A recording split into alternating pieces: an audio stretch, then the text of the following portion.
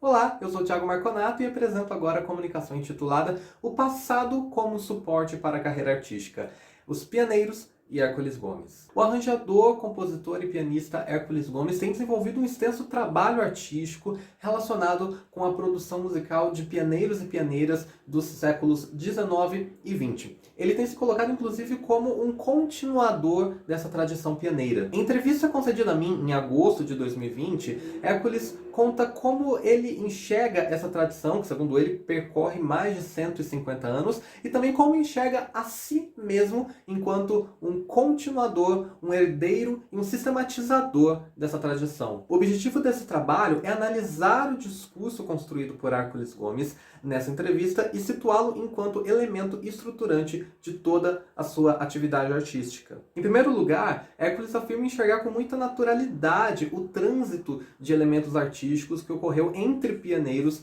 nos últimos 2 séculos. E ele organiza sua fala através de linhagens cronológicas. Abre aspas. Você tem o Ernesto Nazaré. A coisa evolui para a Tia Amélia, logo depois evolui também para o Maestro Gaó, para o Zaquinha, a coisa evolui depois para o Radamés, depois a coisa evolui para o Laércio de Freitas, Cristóvão Bastos e evolui para a gente. Fecha aspas. Portanto, através dessa evolução do piano brasileiro, Hércules enxerga uma linha evolutiva entre Ernesto Nazaré lá no século XIX e ele mesmo agora no século XXI, através de músicos que se dedicaram ao choro e à sua performance pianística. Entretanto, é necessário ressaltar que o choro compreende mais de um século de práticas musicais e envolve vários estilos, o que dificulta muito qualquer tentativa de tentar estabelecer uma linha de continuidade histórica durante tanto tempo como ressalta trabalhos como o de Gabriel Rezende. No caso aqui, aparentemente, o elo que une compositores e músicos citados por Hércules Gomes é justamente a proximidade com o gênero em sua forma e instrumentação consideradas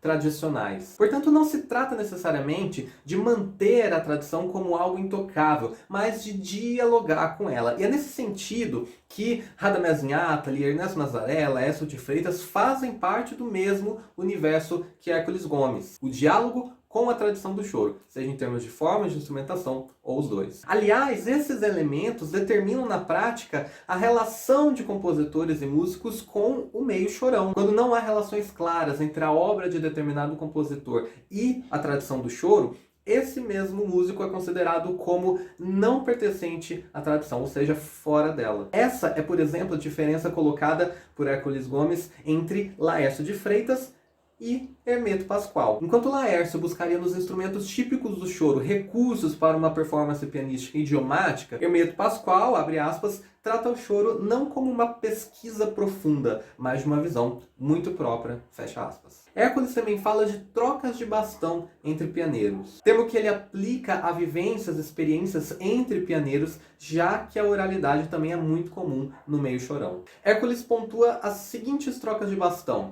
Primeiro, entre Ernesto Nazaré e Radamés Inátali, baseada num processo de ensino e aprendizagem. Em segundo, entre Radamés Inátali e Laércio de Freitas, baseada num reconhecimento, numa consequente sucessão profissional. Em terceiro, entre Ernesto Nazaré e Amélia Brandão Neri, ou Tia Amélia, baseada numa continuidade do repertório do choro. Em quarto lugar, entre Oswaldo e Carolina Cardoso de Menezes, pai e filha respectivamente, relacionado à ampliação de referências musicais. Hércules conclui dizendo que essas trocas de bastão, ou essa evolução do piano brasileiro, caminha até chegar nele, indicando seu pertencimento a essa linhagem de pianistas do choro. Ou seja, ele se coloca assim como um herdeiro e continuador dessa tradição pianeira. Isso se relaciona diretamente ainda com o público-alvo ao qual Hércules almeja atingir, que valoriza a preservação e a valorização, ou ao menos o enaltecimento de um passado musical. Dessa forma, a postura discursiva de Hércules em relação à tradição pianeira